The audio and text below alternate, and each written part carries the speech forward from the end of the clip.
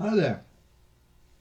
Mark Kermode is very well known as a movie critic, and he's regularly on the TV, on the radio, doing this, and he's written several books, which I will probably review.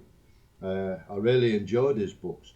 And then he produced a book called How Does It Feel, which revealed his lifelong interest in music, and I never realised this.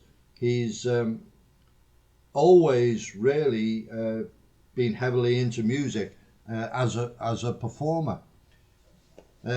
So he's tried his hand at several instruments, and in the book he describes making his own electric guitar, and very successfully, in fact.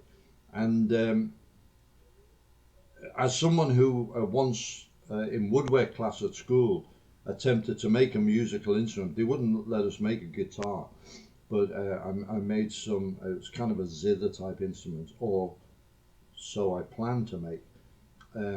But at the end of the term that I'd spent working on this, it still resembled a tree more than any musical instrument. So I was really impressed by this guitar that Mark Kermode had made, and he played it and was very successful. And the strange thing was, years later, his flat was broken into, and the guitar was stolen, but they left a Fender Strat. So it's really weird. So he's played keyboards, harmonica, and he's played at many prestigious venues, including Glastonbury and the Royal Albert Hall. So in the book, he describes his early ventures into the punk scene.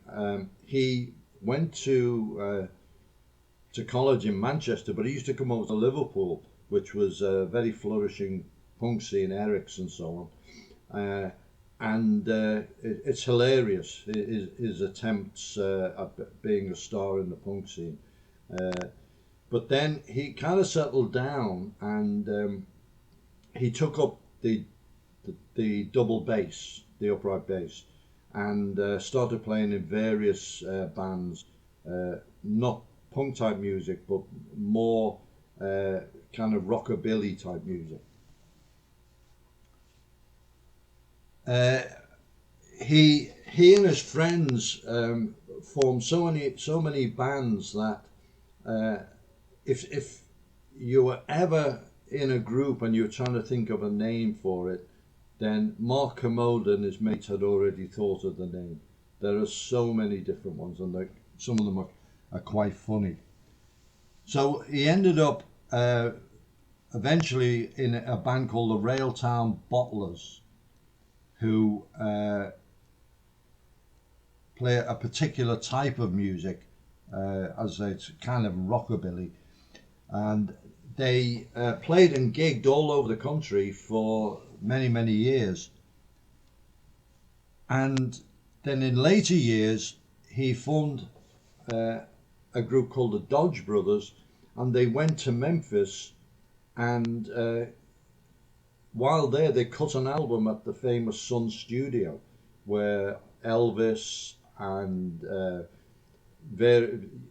Carl Perkins, various other massive names had played.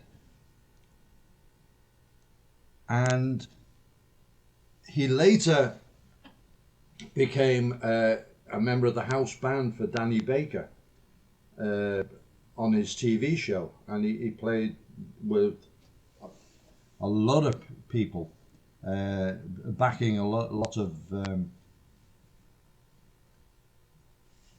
famous musicians. So he must really be able to play. And the book, it's very entertaining, it's very funny, and it's touching in parts, because when he goes to Memphis in particular, and he visits these places that he's only read about or heard about in the lyrics of records, it's quite touching. And to be so dedicated to the double bass, And there's a thing in the book where he's playing, his hands are always bleeding when he's playing it. I think it was in Glasgow, and a local came up to him and just said, "You're playing it wrong," and kind of just give him a couple of tips, changed his playing style, and made it a lot easier. So all in all, the guy can write. We knew this from his other books, and it's a very touching and funny and very interesting account.